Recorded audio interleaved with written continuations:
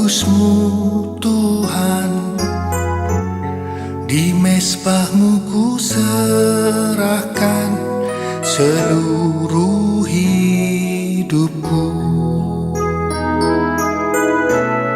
Penuhi hatiku sekarang dengan urapan yang baru, agar aku lebih lagi mendengar suara-Mu. Jadikan aku Tuhan rumah doa-Mu, agar semua suku bangsa datang menyembah-Mu. Jadikan aku Tuhan rumah doa-Mu, agar semua suku bangsa datang menyembah-Mu.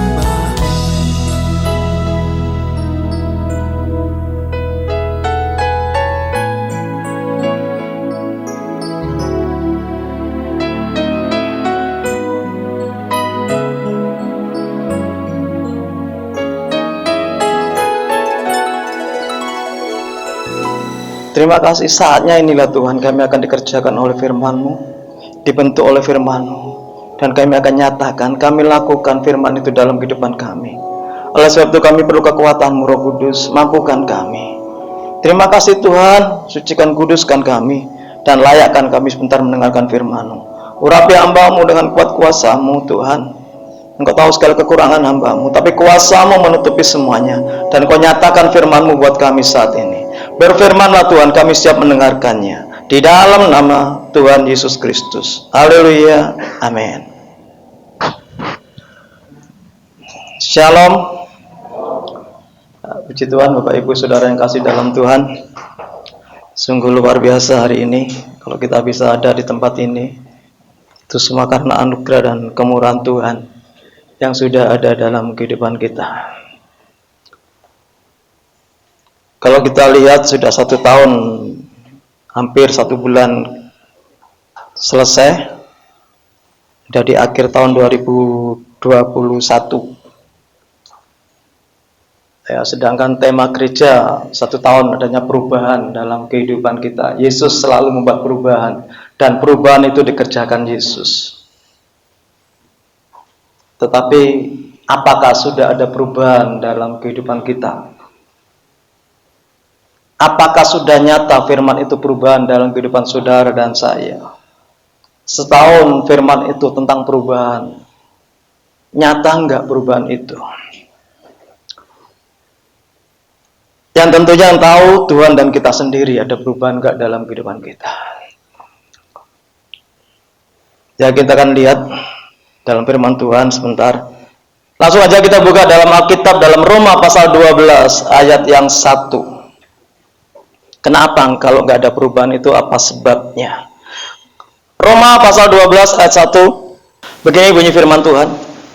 Karena itu saudara-saudara, demi kemurahan Allah, aku menasihatkan kamu supaya kamu mempersembahkan tubuhmu sebagai persembahan yang hidup, yang kudus, dan yang berkenan kepada Allah. Itu adalah ibadahmu sejati. Firman Tuhan pada pagi hari ini kami berikan judul persembahan yang berkenan akan dijawab sama Allah. Persembahan yang berkenan akan dijawab sama Allah. Kalau kita melihat dalam ayat ini, ada kata-kata karena itu. Sesungguhnya ada latar belakang yang mengilhami ayat ini dari Rasul Paulus. Latar belakangnya di dalam Roma pasal 11. Apa latar belakangnya? Karena umat Israel yang begitu luar biasa, tidak merespon sama Allah, tidak sungguh-sungguh sama Allah, keluar dari cabang itu sesungguhnya. Tetapi Allah yang baik tetap menolong mereka. Oleh sebab itu Rasul Paulus katakan bagaimana? Karena itu, saudara-saudara, demi kemurahan Allah, Rasul Paulus katakan, aku menasehatkan kamu. Apa yang dinasihatkan? Rasul Paulus menasihatkan yang pertama dikatakan supaya kamu mempersembahkan tubuhmu. Ya, supaya kamu mempersembahkan tubuhmu. Nasihatnya ini supaya kita bisa melakukan persembahan yang benar. Melakukan suatu kegiatan untuk Tuhan itu yang benar bagaimana? Supaya kita nggak ngalami seperti apa yang dialami oleh umat Israel dalam Roma pasal 11. Nanti saudara baca di rumah mulai ayat 1 sampai akhir. Nah, ini yang latar belakang terjadinya Rasul Paulus memberi nasihat kepada jemaat di Roma dan kepada saudara dan saya saat ini. Persembahkanlah tubuhmu sebagai persembahan yang benar, persembahan yang layak. Bagaimana kita mempersembahkan, membuat ibadah yang sejati, ibadah yang benar saat ini? Mempersembahkan tubuhmu. Saudara, kalau kita bicara tentang tubuh, yaitu jasmani ini, daging ini. Sedangkan di dalam daging kita tahu apa yang ada dalam kehidupan daging itu sesungguhnya. Kalau dalam Galatia pasal 5, macam-macam perbuatan daging. Sesungguhnya perbuatan daging tidak cocok, tidak sama, tidak berkenan, bertentangan dengan perbuatan roh. Kenapa Rasul Paulus mengatakan persembahkan tubuhmu? Daging ini apa? Yang ada dalam daging ini, dalam pikiran kita. Di dalam kehidupan kita ada roh, jiwa, dan tubuh. Di dalam tubuh manusia identik dengan keinginan daging, identik dengan kemauan, identik dengan nafsu, identik dengan marah, identik dengan emosi, identik nggak ada sabar, nggak ada kasih. Nah, itu kenyataan apalagi di saat-saat akhir zaman ini. Di saat tekanan ekonomi, di saat masalah datang, di saatnya kesulitan seperti ini. Akhirnya kehidupan daging itu muncul hanya pakai logika, pakai pikiran. Makanya Rasul Paulus persembahkan tubuhmu sebagai persembahan. Yang pertama, satu, persembahan yang hidup. Yang hidup itu apa? Hidup itu mendengar, melihat, merasakan, dan bertindak. Saudara, banyak orang Kristen sekarang ini firman Tuhan katakan, dia punya mata tapi tidak melihat. Dia punya telinga tapi tidak mendengar. Dia punya tangan, punya kaki tapi nggak mau melangkah, nggak mau bertindak. Cuek dengan orang lain, cuek dengan pelayanan. Saudara, ini yang Tuhan mau, persembahkan itu. Yang hidup dan yang kudus. Yang kudus itu yang selalu dibersihkan, disucikan dari kekotoran, dari kenajisan. Itu dibersihkan. Daging kita, pikiran kita, kehidupan kita harus dibersihkan, disucikan. Setiap saat, setiap hari. Dan yang terakhir, dan yang berkenan. Yang berkenan itu tidak cacat, tidak rusak, tidak palsu. Berapa banyak kehidupan kita, maaf saya bilang, boleh ngomong, tidak sungguh-sungguh dalam pelayanan, ada kepalsuan dalam pelayanan, ada kepalsuan dalam ibadah. Kalau mau dikatakan ibadah yang sejati, kita lakukan dengan sungguh-sungguh ibadah itu. Jangan yang cacat, jangan cemar, jangan yang palsu. Yang berkenan di hadapan Tuhan seperti itu. Itulah ibadahmu yang sejati. Ibadah yang berkenan di hadapan Tuhan. Persembahkan tubuh ini, daging ini. Seringkali berapa banyak orang Kristen bisa melihat, tapi kenyataan seakan-akan nggak mau tahu dengan itu semua. Yang penting aku kenyang, yang penting aku waras, yang penting aku sukses, yang penting aku berhasil. Punya tangan, punya kaki, tapi nggak mau cawe-cawe, nggak mau bertindak, nggak mau melakukan sesuatu.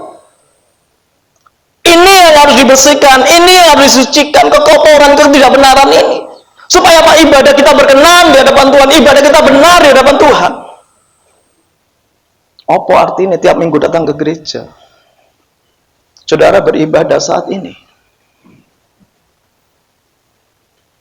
Beribadah itu membawa persembahan kehidupan kita sama Tuhan. Bukan saja keuangan saudara. Tapi hidup ini sesungguhnya kita persembahkan juga sama Tuhan. Makanya firman Rasul Paulus katakan persembahkan tubuh ini loh, bukan jiwa, bukan roh, tubuh ini. Karena tubuh ini yang kelihatan sesungguhnya. Karena tubuh ini dipengaruhi oleh daging sepenuhnya, seutuhnya. Dan daging itu tidak berkenan di hadapan Allah. Dan daging itu perlu diproses, perlu dibersihkan, perlu dikuduskan. Setiap hari, setiap saat.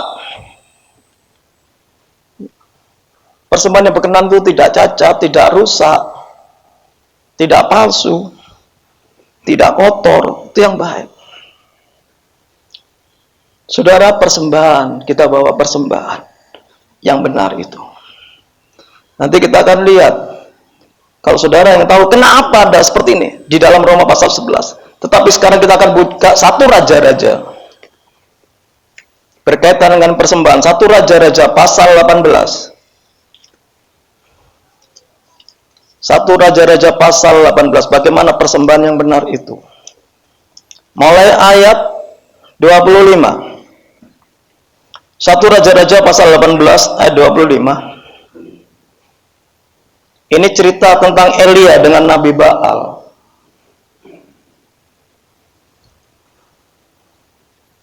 Elia dan Nabi Baal ini ada perseteruan. Karena apa? Hampir sama Roma 11 dengan ini. Karena umat Israel pada saat itu, coba saya baca ayat 25 dulu. Satu Raja-Raja pasal 18 ayat 25. Kemudian Elia berkata kepada nabi-nabi Baal itu, pilihlah seekor lembu dan olahlah dahulu karena kamu ini banyak. Sesudah itu pergi panggilan nama Allahmu, tetapi kamu tidak boleh menaruh api. Ayat 24 sebelumnya, ayat atasnya dulu. Kemudian biarlah kamu memanggil nama Allahmu dan aku pun memanggil nama Tuhan. Maka Allah menjawab dengan api. Dialah seluruh rakyat menyaut katanya, baiklah. Demikian. Saudara, di ayat atasnya dikatakan sama umat Israel, Elia katakan, kamu pilih mana? Kamu pilih Baal atau pilih Allah? Sekarang ada suatu adu kesaktian, adu kebenaran saat ini antara Nabi Baal sama Nabi Elia. Apa adu kesaktian? Sama-sama membawa persembahan. Ya. Nabi Baal ada 445 orang dan Elia sendirian. Dan disaksikan oleh umat Israel. Ada di Gunung Karmel, di Bukit Karmel mereka melakukan acara seperti itu. Ya. Kemudian Elia berkata, kamu lebih dulu mempersembahkan karena kamu paling banyak. Nabi Baal mempersiapkan persembahan seperti biasanya yang dia lakukan. Ayat 26 sampai 28. Mereka mengambil lembu yang diberikan kepada mereka, mengolahnya dan memanggil nama Baal dari pagi sampai tengah hari. Katanya, ya Baal, jawablah kami. Tetapi tidak ada suara, tidak ada yang menjawab. Sementara itu mereka bercingkat-cingkat di sekeliling mezbah yang dibuat mereka itu. Pada waktu tengah hari Elia mengejek mereka, katanya, panggillah lebih keras. Bukankah dia Allah? Mungkin ia merenung, mungkin ada urusannya, mungkin ia bepergian, barangkali ia tidur dan belum terjaga. Maka mereka memanggil lebih keras serta menoreh-noreh dirinya dengan pedang dan tombak seperti kebiasaan mereka, sehingga darah bercucuran dari tubuh mereka. Saudara, ayat 26 sampai 28 Anda baca, Anda lihat bagaimana Nabi Baal melakukan persembahan. Dia taruh mezbah itu, dia toto mezbah itu, dia taruh kayu di atasnya, dia lembu dia potong-potong, dia taruh di atasnya. Dia mulai melakukan ritualnya. Dia memanggil nama Allah mereka dengan sungguh-sungguh. Dia berteriak, dia menari-nari, dia memuji-muji, dia bercingkat-cingkat. Sampai Nabi Elia bilang, loh kok nggak ada respon? Kok nggak ada jawaban? Oh mungkin Allahmu lagi keluyuran, Allahmu lagi santai, atau Allahmu lagi tidur. Elia bilang, lebih banter lagi, teriak terus. Dan memang mereka teriak, tapi tetap seperti semula tidak ada jawaban. Ini katakan mereka lakukan seperti biasanya. Berapa banyak kita seringkali hanya biasa. Kebiasaan yang kita lakukan. Rutinitas menjadi biasa. Kita menari, kita memuji, kita berteriak, kita berjingkat-jingkat.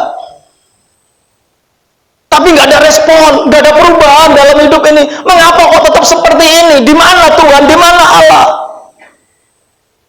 Sehingga timbul ketidakpercayaan orang Kristen. Mulai ragu-ragu. Kembali dagingnya itu pakai akal. Mulai dagingnya berkecamuk, bagaimana caranya ini?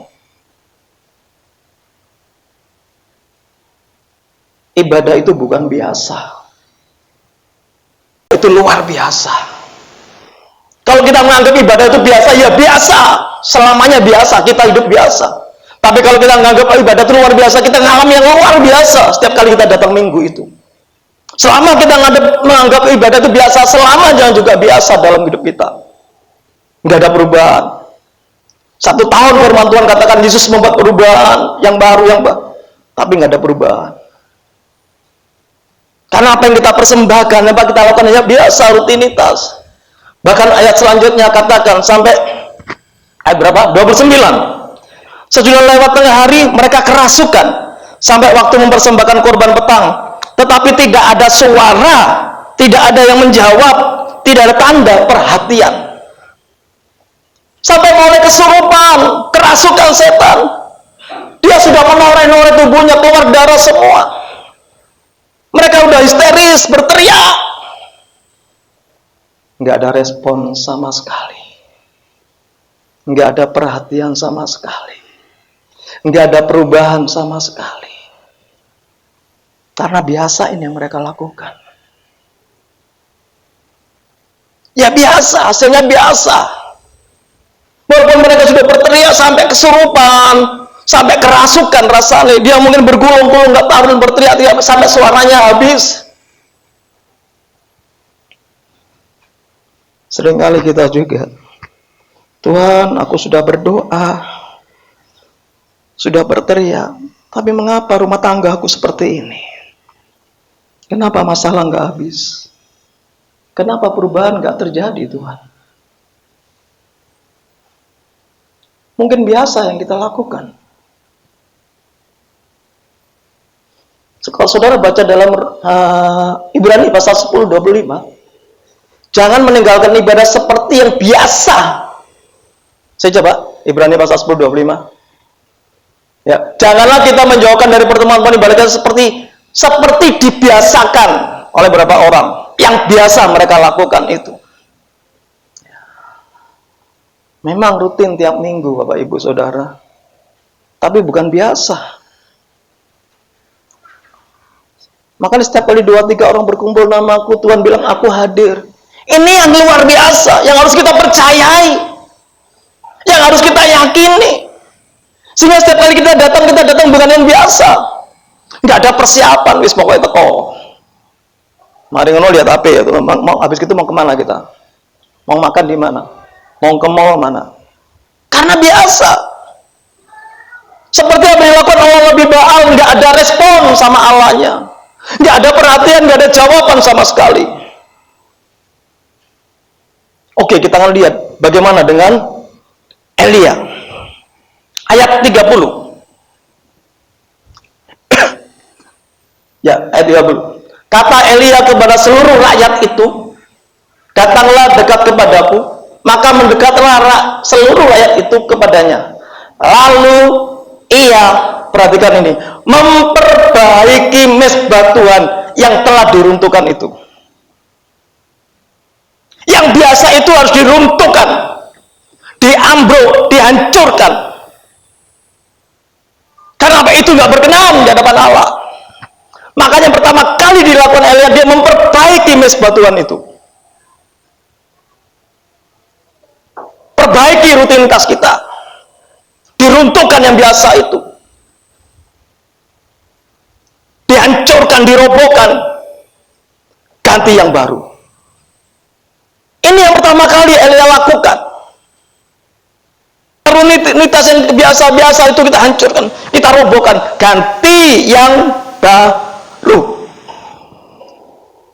Ganti yang baru.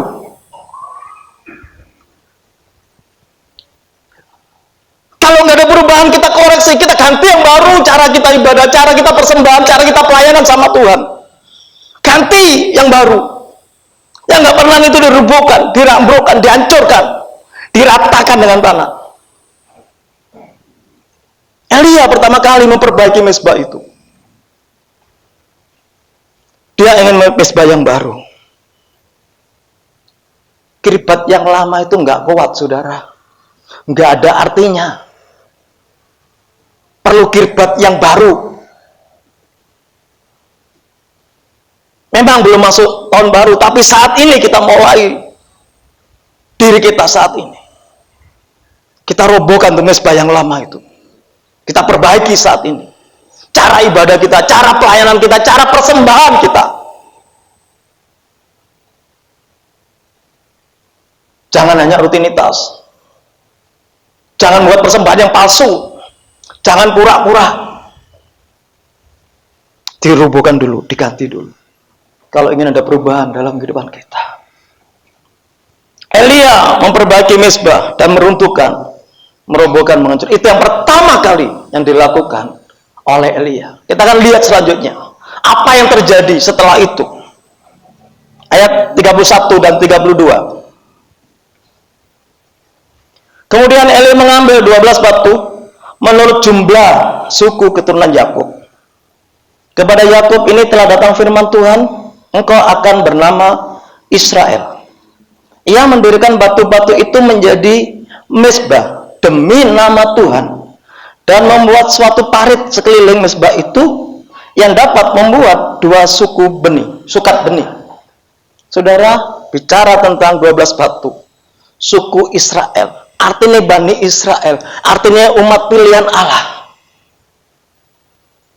Iman dari sini, bahwa kita percaya bahwa aku anak Allah, umat pilihan Allah. Yang didasari seperti ini. Setelah mezbah dirobohkan, taruh batu 12 batu sebagai umat Allah. Aku umat Allah. Masih ragu-ragu saudara umat pilihan Allah? Ada yang ragu-ragu? Ada yang nggak percaya sama Tuhan? Dengan iman, Elia bilang, aku umat Allah, aku kepunyaan Allah, maka 12 batu sebagai tanda kebenaran itu, sebagai tanda imannya itu. Bahwa aku umatnya Allah. Lain dengan Nabi Baal ini. Allahku hidup, Allahku berkuasa. Nah, ini timbul. Makanya 12 batu taruh di batu itu. Bukan sembarangan. Ada maknanya. Ada maksudnya. 12 batu ini menunjukkan iman kita. Menunjukkan kepercayaan kita dengan sungguh-sungguh kepada Tuhan. Ada yang nggak percaya? Roma 11 ayat 20. Tolong Rik. Roma 11 ayat 20. Ini sebabnya salah satu latar belakang adanya Roma 12 ayat 1. Roma 11 ayat 20. Baiklah mereka dipatahkan karena ketidakpercayaan mereka. Umat Israel, perhatikan, umat Israel ini mulai bimbang, mulai nggak percaya sama Allahnya, mulai ragu-ragu dengan Allahnya. Berapa banyak dengan kita seperti itu? Mulai separuh percaya sama Tuhan, bahkan 11 nggak percaya sama Tuhan. Ya. Elia taruh 12 batu itu mengaku aku anak Allah, aku umat pilihan. Allah tidak akan membiarkan umatnya jatuh tergeletak. Allah tidak membiarkan umatnya minta-minta. Allah nggak akan membiarkan umatnya kelaparan. Sebesar apa percaya kita sama Allah. Makanya kembali kalau kita masih pakai logika, pakai daging, itu pakai akal. Selamanya kita nggak percaya. Dan selamanya kita pasti gagal. Karena siapa yang kuasa? Dia yang berkuasa itu. Elia menaruh 12 batu itu dengan caranya, dengan kekuatannya, dengan imannya. Dia umat Allah. Ayat 33, selanjutnya setelah dia menaruh batu, ia menyusun kayu api, memotong lembu itu, dan menaruh potongan-potongannya di atas kayu api. Perhatikan di sini. Dia menaruh kayu, dan dia memotong lembu itu. Persembahannya dipotong-potong. Dagingnya dipotong-potong. Memotong lembu. Apa yang dipotong? Saudara yang persembahkan, kita potong sifat kedagingan kita, sifat keakuan kita, sifat ketidakpercayaan kita. Kita potong untuk kita taruh sama Tuhan. Kita pasrah sama Tuhan sesungguhnya.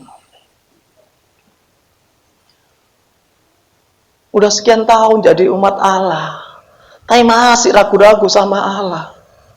Masih kurang yakin. Makanya itu dirobohkan, mezbah itu dirobohkan, diganti yang baru, disusun lagi, pakai 12 batu, pakai iman. Kita potong tubuh-tubuh ini yang nggak benar, kita cincang-cincang tubuh yang nggak benar ini, kita persembahkan di atas mezbah itu. Dengan iman kita taruh persembahan itu, tubuh kita ini. Setelah itu, sifat daging yang lama ini kita ganti dulu, kita potong, baru kita persembahkan. Ayat 34. Sesudah itu ia berkata, penuhilah 4 buyung dengan air dan tuangan ke atas korban bakaran dan ke atas kayu api itu.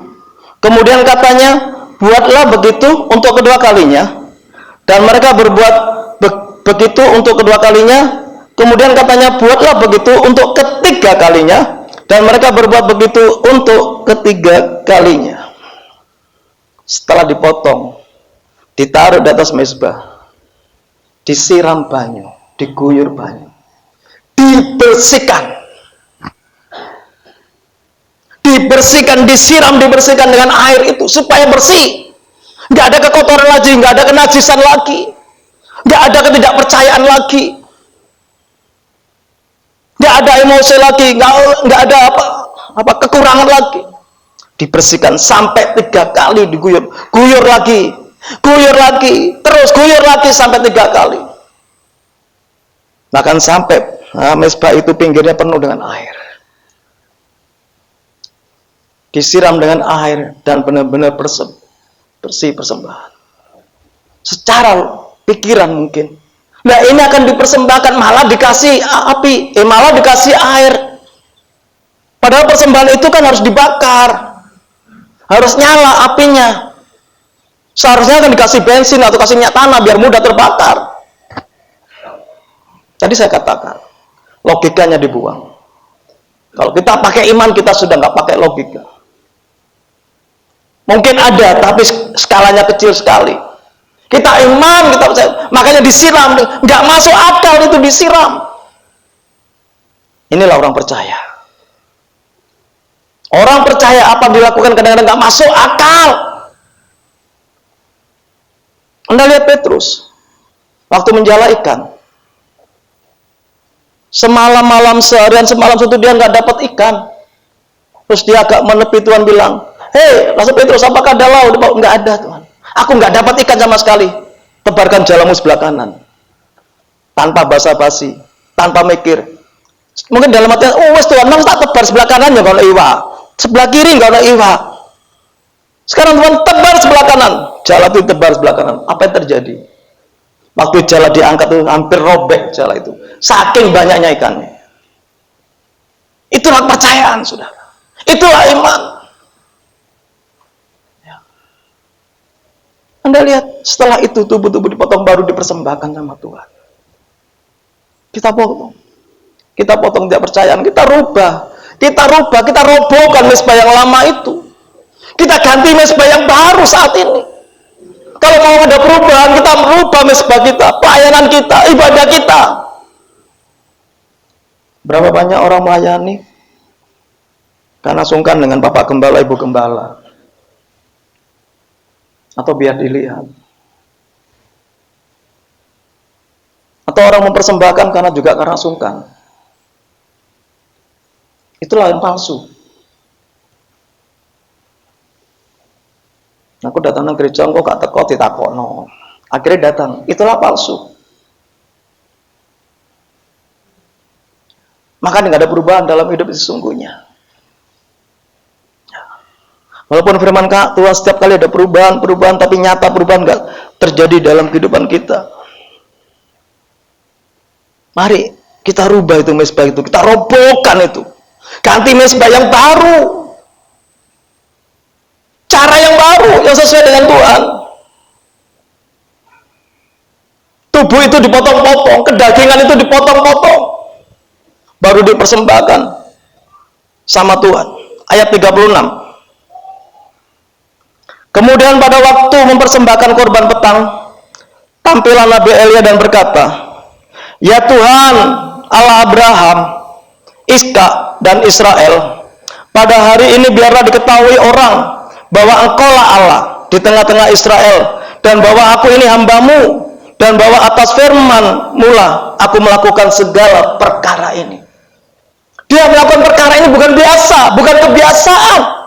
Karena perintah Allah, karena firman Allah, bukan karena sungkan sama Bapak Gembala, Ibu Gembala.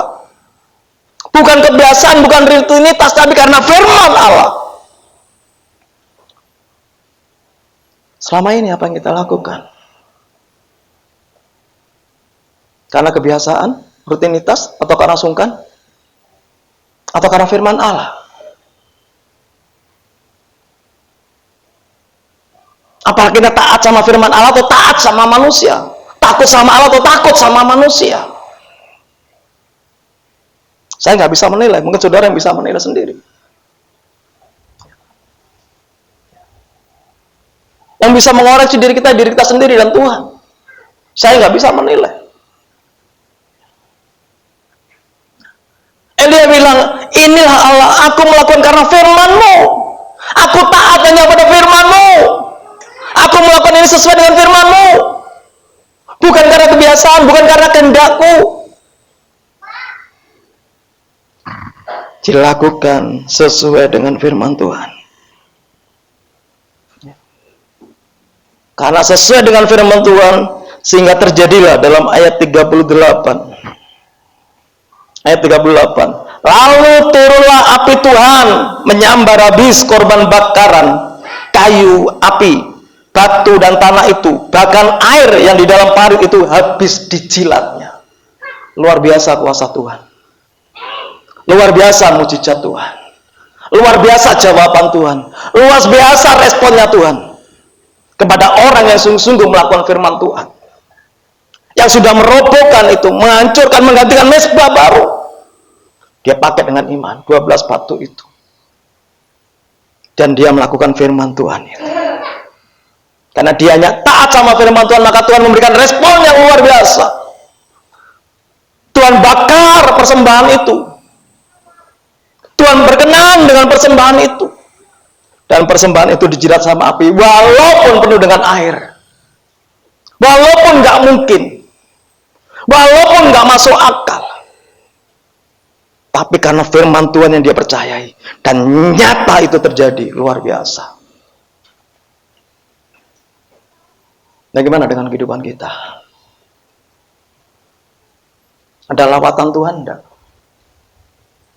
Ada respon Tuhan enggak dalam kehidupan kita? Selama masih kita biasa, rutinitas, kita akan mengalami seperti Nabi Baal. Walaupun menjerit-jerit, walaupun berteriak-teriak, enggak ada respon.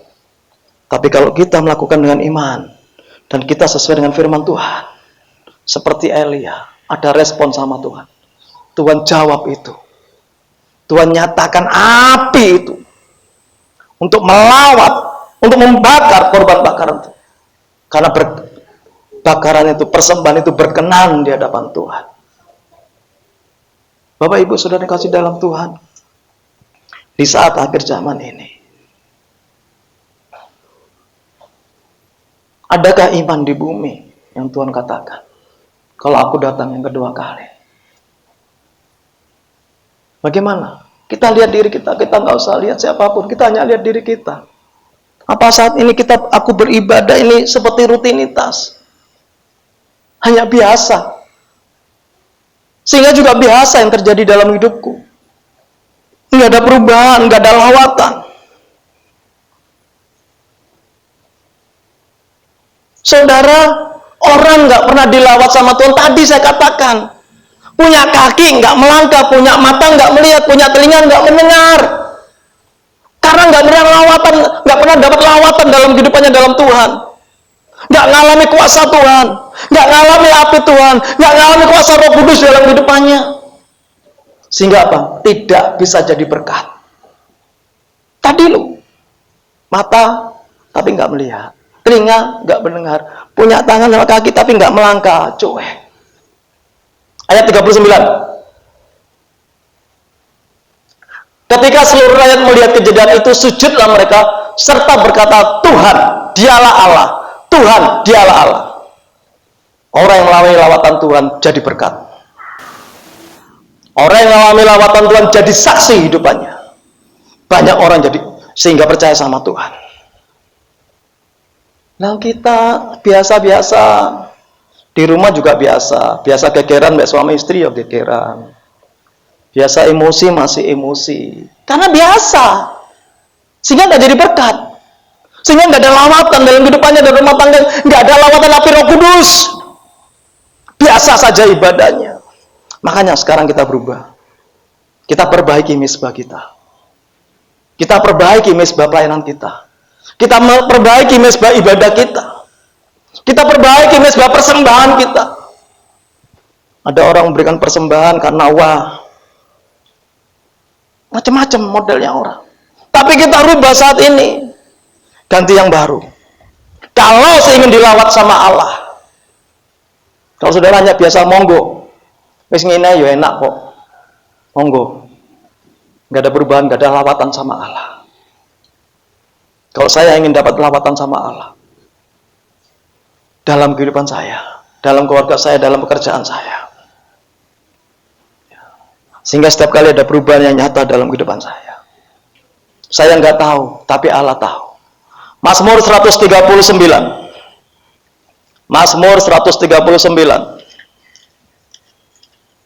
ayat 1 dan 2. Mazmur 139 ayat 1 dan 2. Tuhan, Engkau menyelidiki dan mengenal aku. Engkau mengetahui kalau aku duduk atau berdiri. Engkau mengerti pikiranku dari jauh. Saya nggak tahu hati saudara, pikiran saudara. Datang di sini ibadah itu apapun saudara lakukan, saya nggak tahu. Tapi firman Tuhan katakan, Dia Maha tahu. Apa tujuanmu? Apa motivasimu ke gereja? Apa kerjamu apa dalam pikiranmu? Hatimu apa? Saya nggak tahu, tapi Tuhan yang tahu. Karena Dialah Maha tahu. Mari kita rubah persembahan itu, misbah itu, kehidupan kita itu, biar kita layak di hadapan Tuhan. Ayat terakhir, Yesaya pasal 1.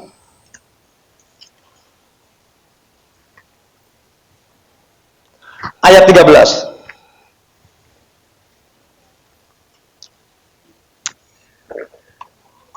Yesaya pasal 1 ayat 13. Jangan lagi membawa persembahanmu yang tidak sungguh-sungguh, yang tidak serius, sing motivasi salah, sing biasa-biasa tadi loh. Sebab baunya adalah kekejian bagiku, kata firman Tuhan. Kejijikan bagiku. Maaf. Kalau kamu merayakan bulan baru dan Sabat, atau mengadakan pertemuan-pertemuan, yaitu ibadah-ibadah, aku tidak tahan melihatnya, sehingga nggak ada lawatan sama Allah. Karena perayaanmu itu penuh dengan kejahatan. Ini loh ibadah yang palsu. Ini loh yang belum bersihkan, masih kotor tadi loh, nggak berkenan. Makanya nggak ada perubahan. Dalam firman Tuhan, Yesus membuat perubahan, tapi nggak ada perubahan. Makanya misbah sekarang kita rubah. Kita ambrukkan yang lama, kita ganti yang baru. Ganti misbah perubahan, ganti misbah persembahan, misbah pelayananmu, misbah ibadahmu. Ganti saat ini. Biar Tuhan berkenan dan Tuhan lawat itu. Karena ayat 13 ini saya baca sekali lagi sebagai peringatan buat kita. Oke, kita baca sama-sama ayat ini. Oke, buka kitab saudara atau sudah lihat ini, kita baca bareng-bareng sebagai ayat penguatan kita. Yesaya pasal 1 ayat 13, siap 1 2 3.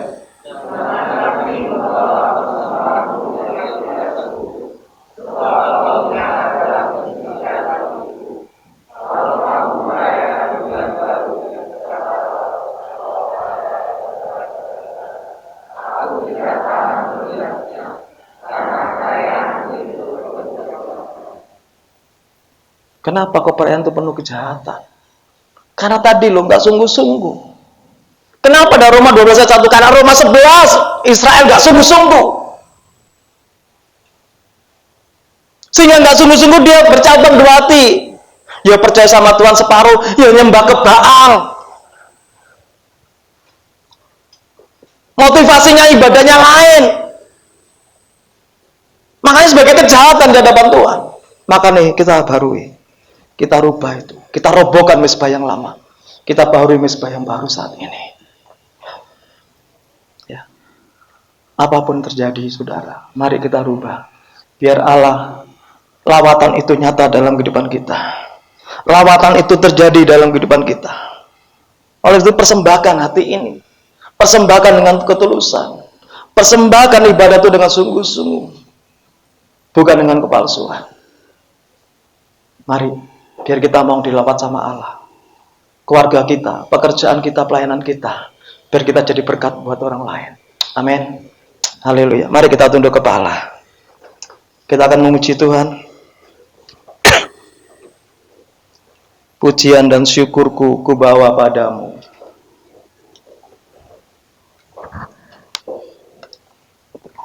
Hidup kita adalah hidup untuk penyembahan Tuhan. Oleh sebab itu perlu mezbah yang baru.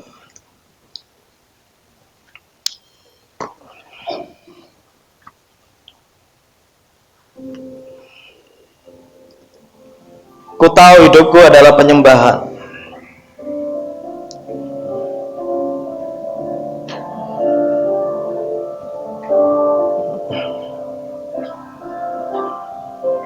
Angkat no.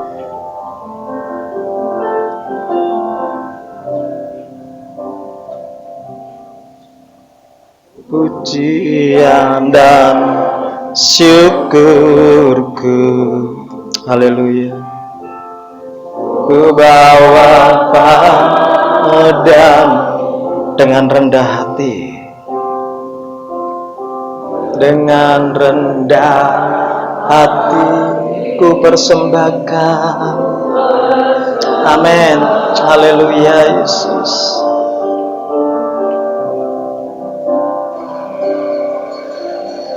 Sadar bila ku ada hanya karena anugerah, bukan karena kekuatanku. Haleluya. Ku tahu hidupku Tuhan. Ku tahu hidupku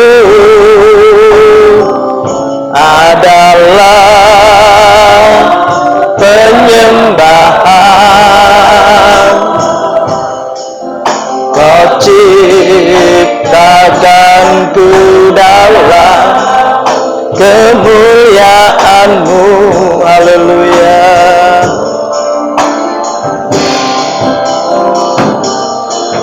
Ku tahu hidupku berharga di mata-Mu. Segenap hidupku bersembah. Saudara yang kasih dalam Tuhan, segenap hidup ini ku persembahkan. Hidup ini hanya untuk menyembah Tuhan. Kita persembahkan hidup ini yang berkenan, yang kudus di hadapan Tuhan, yang layak di hadapan Tuhan. Yaitu perlu dibarui mezbah itu. Dirobohkan yang lama itu, yang biasa-biasa diganti yang luar biasa. Biar lawatan Allah nyata dalam kehidupan kita. Ibadah itu bukan biasa, tapi ibadah itu luar biasa. Elia bilang, aku melakukan kami sesuai dengan firman-Mu. Karena firman-Mu aku melakukan persembahan ini. Karena bukan karena aku Kristen, karena bukan karena kewajiban, tapi karena luar biasa, karena firman-Mu Tuhan, aku lakukan penyembahan ini. Sehingga lawatan Allah nyata di hadapan dalam persembahan kita. Haleluya. Mari kita bangkit berdiri, kita pujikan pujian ini. Haleluya Yesus. Buat siang hari ini, buat firman-Mu, hamba-Mu berhenti bicara. Ya biar kuasa-Mu Roh Kudus yang bekerja, kuasa-Mu Roh Kudus yang meteraikan setiap firman-Mu Tuhan dalam kehidupan kami. Biar nyata lawatan dalam keluarga kami, lawatan dalam ibadah ini, lawatan dalam gereja ini Tuhan. Bukan biasa kami lakukan ibadah, kami lakukan ibadah kami akan luar biasa bersama-Mu, karena kami hanya taat kepada firman-Mu Tuhan. Terima kasih Bapa, berkati kami semua yang hadir saat ini, berkati kami sudah menerima firman-Mu. Kerjakan kami dengan firman-Mu Tuhan, supaya ada perubahan nyata dalam kehidupan kami. Terpuji nama-Mu kekal selamanya. Di dalam nama Yesus Kristus kami mengucap syukur dan berdoa. Haleluya. Amin. Tiada yang dapat membandingkan dengan Engkau Tuhan. Engkau lebih besar dan maha kuasa. Kami bersyukur pada siang ini juga Engkau melawat jemaat-Mu, Kau memberkati setiap kami Tuhan, dan juga Kau memberkati hamba-Mu yang sudah menyampaikan kebenaran hati-Mu Tuhan. Sebentar kami tidak berpisah pulang, dan biarlah Kau memberkati dengan baik setiap kami, dan kami mengangkat tangan kami saat ini.